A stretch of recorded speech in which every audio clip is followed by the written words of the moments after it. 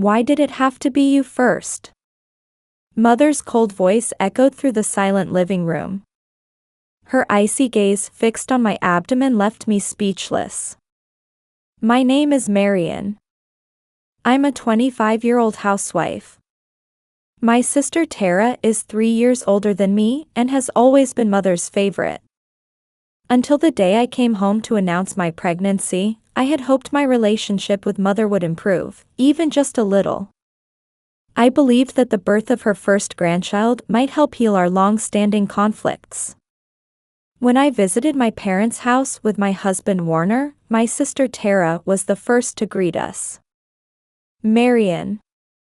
It's been so long, she welcomed us with her usual cheerful smile. Father was out for work but would be back soon. Mother's face was clearly tense when she first saw me. However, as soon as she noticed Warner, she put on a fake smile. Oh my, I don't have anything prepared for your visit. Just wait a moment, she said, heading to the kitchen to bring out homemade cookies. They were all sugar-laden sweets. Mother knows I don't care for sweet things. When we announced our marriage, Warner had mentioned he liked sweets, and she remembered this, saying with exaggerated concern, "Oh, that's right, Marian doesn't like sweet things, does she?" I'm sorry, while smiling at my husband. Warner tactfully replied, "Who I'm eating with matters more to me than what I'm eating." Mother just responded with a short "I see" and sat down on the sofa. Once everyone was seated, I took a deep breath. We came today because we have something important to tell you, I began, and Mother's eyes flashed sharply for a moment. Actually, I'm pregnant. A heavy silence fell over the living room. Tara was the first to react, congratulating me with a beaming smile. Marian, congratulations.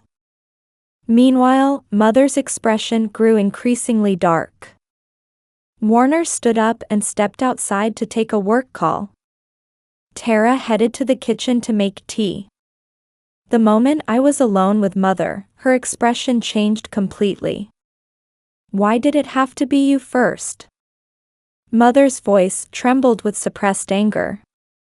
Before I could answer, she continued, the first grandchild should have been Tara's. Someone like you. What happened next was completely unexpected. Mother suddenly stood up and kicked me hard in the stomach. The pain was intense, and I couldn't help but scream. Mother, stop. I heard Tara scream. She had returned from the kitchen and witnessed Mother's assault. Marian. Warner came running in. I remained curled up on the floor, enduring the severe pain. Tara immediately called an ambulance, while Warner supported me and glared at Mother. Mother calmly started making excuses. Why are you making such a fuss? She just bumped into the dresser herself.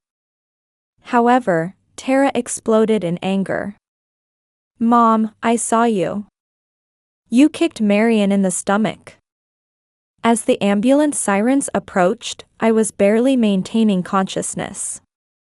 Warner held my hand, whispering, "It's okay, I'm here with you." Tara was crying while restraining Mother. What if something happens to the baby? Tara's scream echoed as the paramedics arrived. As they lifted me onto the stretcher, I could feel Mother's cold stare. In those eyes, I saw concentrated all the hatred she had directed at me over the past 25 years. Tara accompanied me during the ambulance ride to the hospital. Holding my sister's hand, I thought that perhaps it was time to finally end my relationship with Mother. Warner said he would follow in his car and saw us off. In the ambulance, Tara apologized repeatedly. "I'm so sorry, I never noticed." I realized anew how much support my sister had been to me all these years. The ambulance continued its journey to the hospital, bathed in the glow of street lights.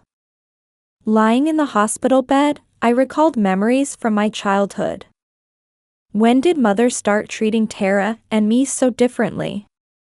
I can't remember exactly when it began, but it seems like it was before I was old enough to understand.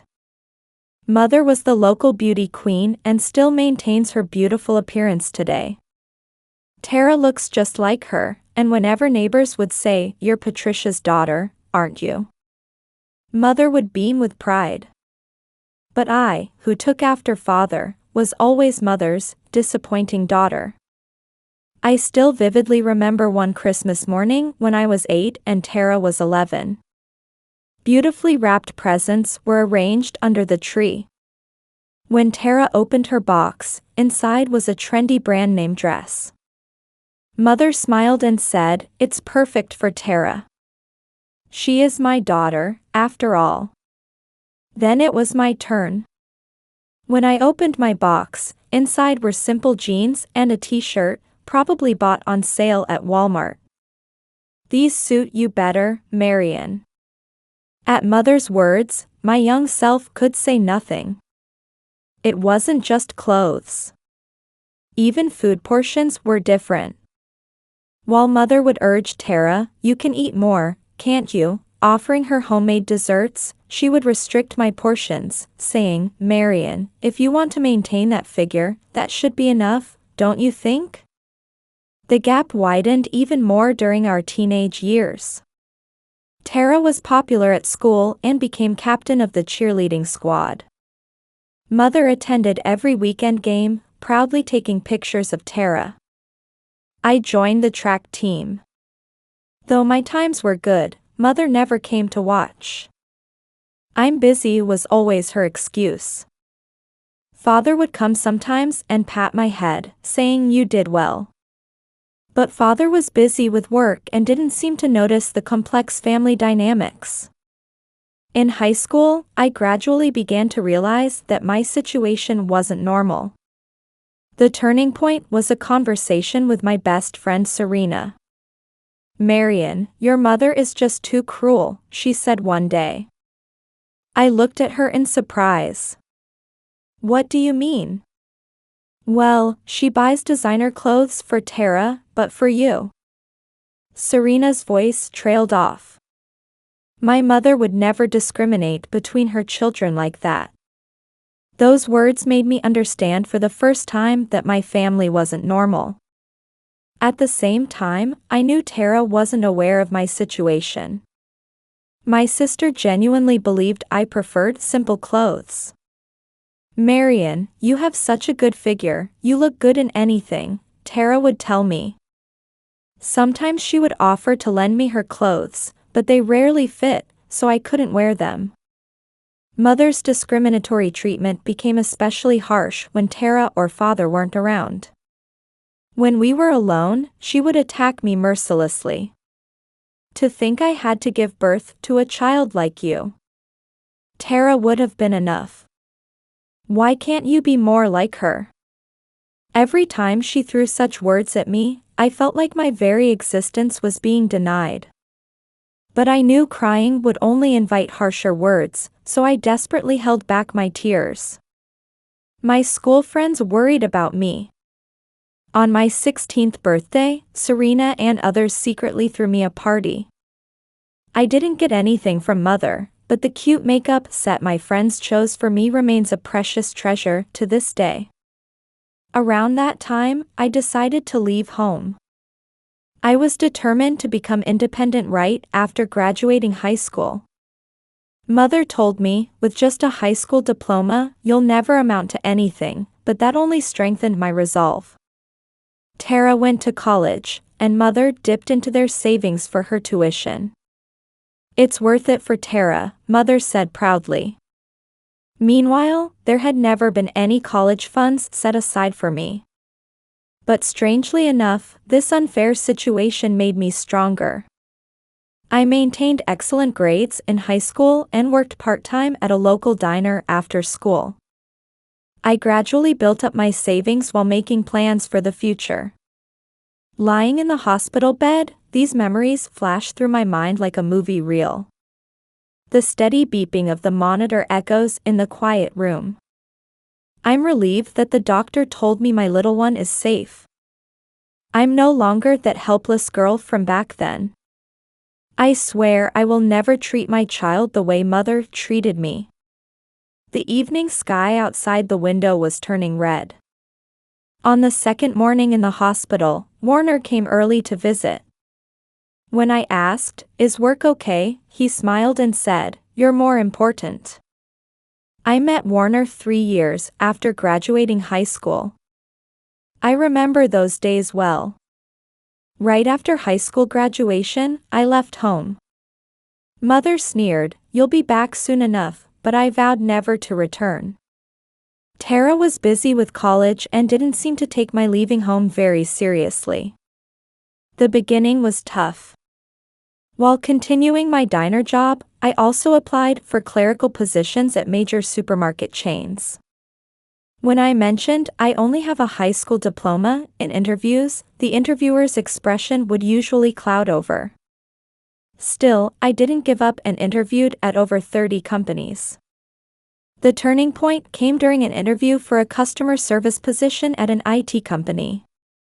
Thanks to the HR manager who said, "We value your experience and motivation more than your education," I got my first office job.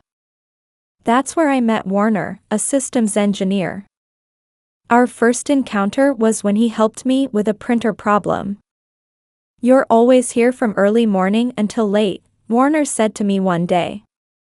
I answered honestly, "I want to learn as much as I can."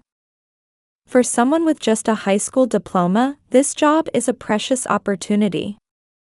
After that, Warner began stopping by my desk occasionally. We talked over coffee during breaks, and eventually started meeting on weekends too.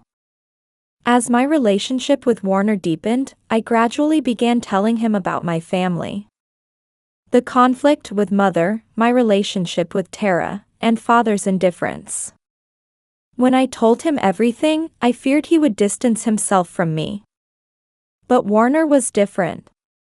"No one has the right to deny your life," he said, holding me tightly. For the first time, I felt safe enough to cry. The proposal came in winter of my second year at the company. After the company Christmas party, while walking through the illuminated streets, Warner got down on one knee. To his simple "Will you marry me?" I answered yes, without hesitation. I still vividly remember visiting home after 2 years to announce our engagement. Mother was initially cold, saying no decent man would want a daughter with just a high school education. But when she learned about Warner's career, her attitude changed dramatically. "Oh my, an engineer?" Mother suddenly became friendly. Her behavior made me uncomfortable, but Warner remained calm and responded sincerely to her superficial attitude. Tara was genuinely happy for me. "Marian, I'm so glad," she congratulated me with a bright smile and offered to help with the wedding preparations. Father also unusually expressed his opinion, saying, "He's a good young man." The wedding was small but heartwarming. Mother put on a smile for appearance's sake.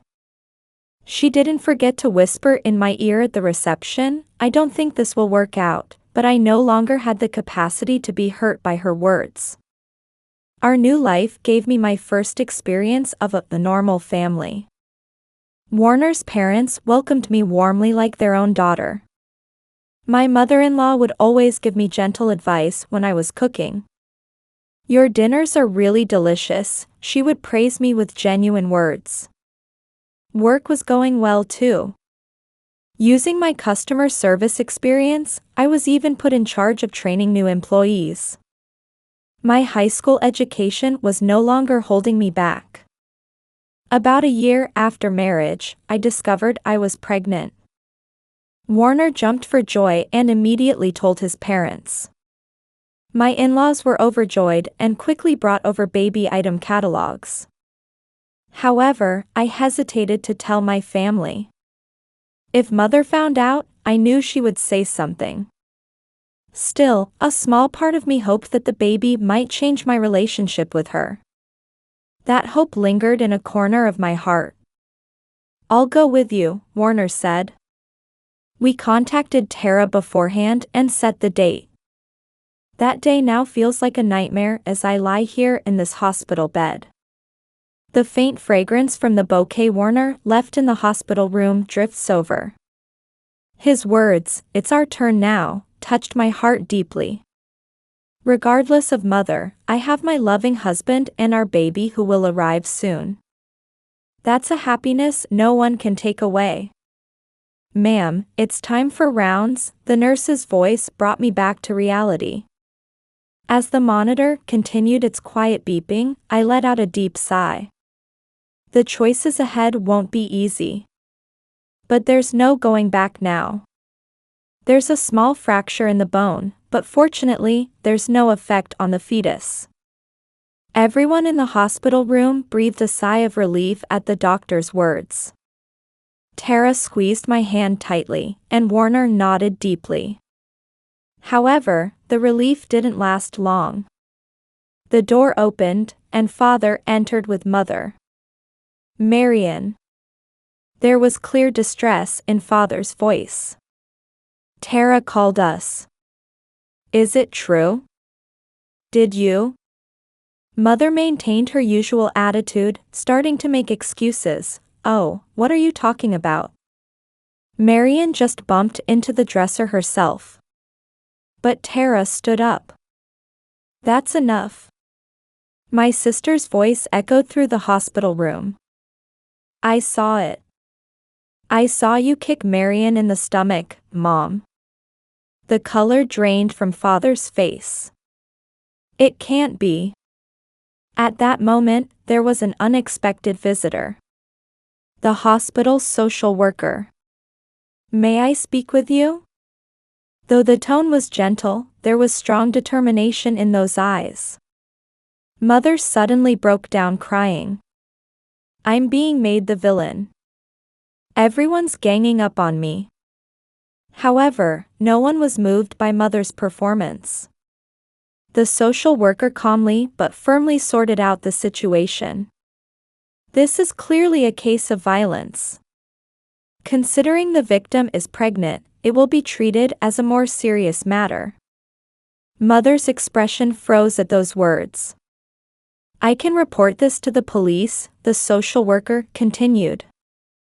"However, if you'd like time to discuss this as a family." Tara spoke up.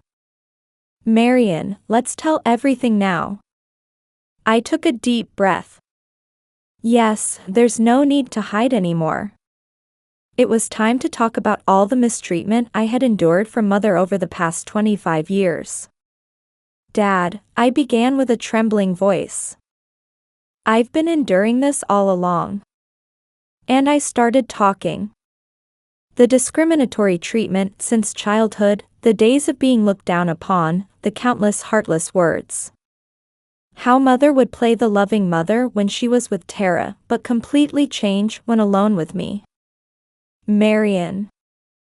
Father's voice was shaking. "Why didn't you tell me before?" I couldn't. I wiped my tears.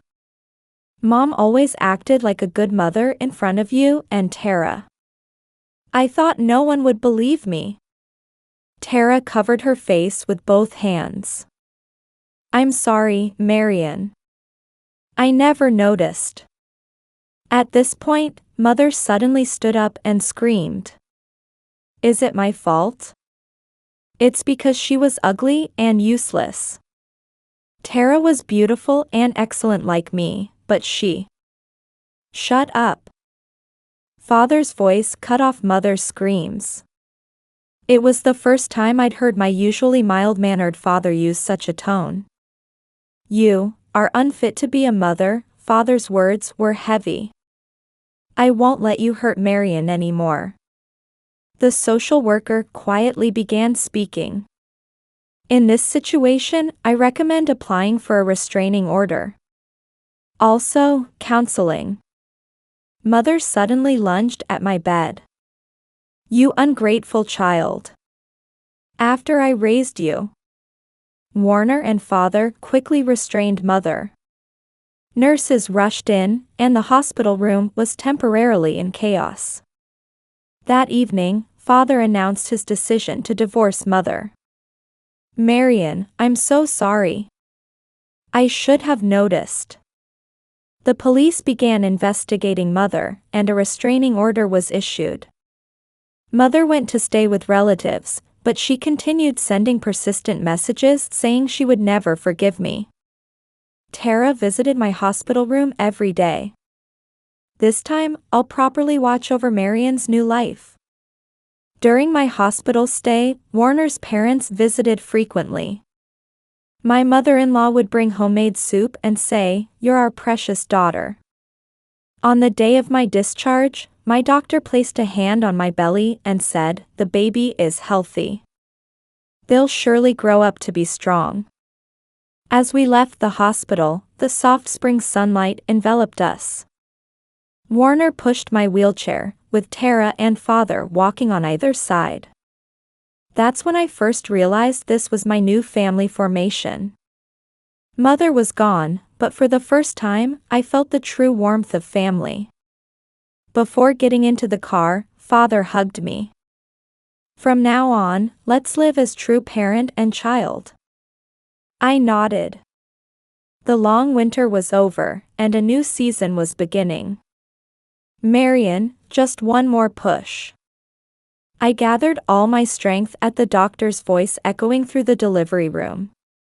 After 16 hours of labor, our child was finally about to be born. I can see the baby's head. Warner squeezed my hand tightly. Tara was crying while rubbing my back. Then, a strong cry filled the room. "It's a girl. She's a very healthy baby." Tears welled up in my eyes as the nurse showed me this tiny life. Her small red face, her tightly clenched fists. "Nikki," I whispered. It was the name Warner and I had chosen earlier. Father was the first to see the baby in the waiting room. "She looks just like you did when you were born," he said with tears in his eyes. 3 months have passed since then. The last contact with Mother was a voice message she sent while I was in the hospital. "I'll never forgive you. You made me lose everything." I heard she moved to another state after that. I probably won't see her again. Still, sometimes when I wake up in the middle of the night, I think about her. Not with hatred or anger, but as a woman who somehow lost her way and her ability to love. "Marion, I think Nikki's awake. It's feeding time." Tara brought the baby to me. My sister moved to an apartment nearby and visits almost every day. "Hey, Marion," Tara smiled gently. "Nikki has the same colored eyes as you." Indeed, Nikki's eyes are brown like mine. But her smile is just like Warner's. Father recently decided to take early retirement. His reason was, "I want to watch my granddaughter grow up." He comes every weekend to check on Nikki and holds her for hours. "Marion," Father said to me one day with a serious expression. "You've done so well. You've become a wonderful mother." Those words brought tears to my eyes. Words of approval I had longed for all these years. They had a warmth that seemed to heal all the past wounds. Warner's parents treat Nikki just like their own grandchild. My mother-in-law made hand-knitted baby clothes. "You and Nikki are our precious family."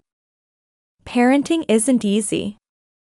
There are nights when we can't sleep because of crying, days when we worry about her health.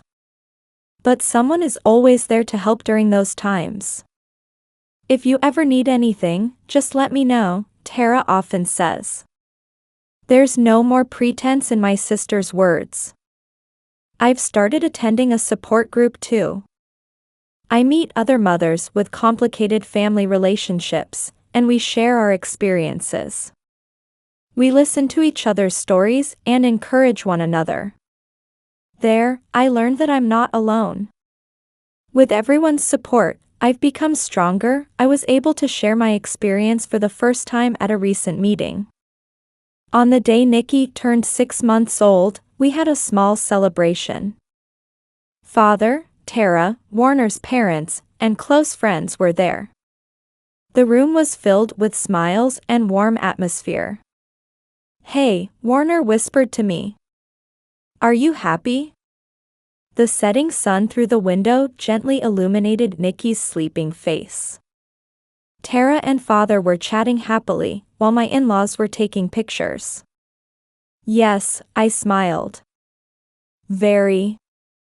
I won't let any dark shadows fall on this child's life. I won't repeat the mistakes Mother made. I'll give Nikki unconditional love." As I made this vow, Nikki reached out her tiny hand toward me. The gesture seemed to say, "It's okay. A new morning is about to begin. Maybe this is where our real story starts."